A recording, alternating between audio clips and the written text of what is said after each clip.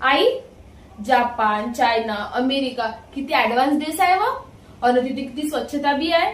आणि एक आपला देश पाहिवा, जिथं पायसी तिथं निव्वळ गंदगी गंदगी न गंदगी. हे आपली सरकार नाही का काय कामाची नाही आहे, काही काम नाही करत, काही काम नाही करत. अच्छा, सरकार काही कामाची नाही आहे का? हो मग का करते आपली सरकार? त्याच्यासारखं आपल्या देशाला बनवासाठी मारते स्वच्छता अभियानची मोहीम राबवली, तेही सारी ढस पडली. का करते मग अजून मला सांग, तू का करते वा आपल्या देशाला त्याच्या देशासारखे ऍडव्हान्स बनवासाठी?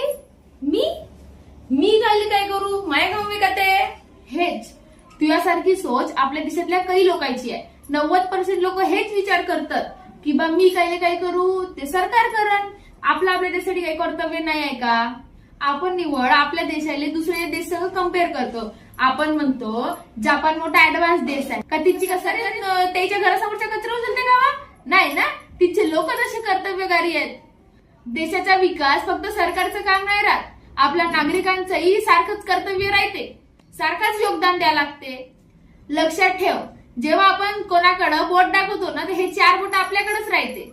समजलीस का? म्हणून दुसरे का करते त्याच्यापेक्षा आपण पहिले का करतो त्याच्याकडे जास्त लक्ष द्यायचा. समजलीस?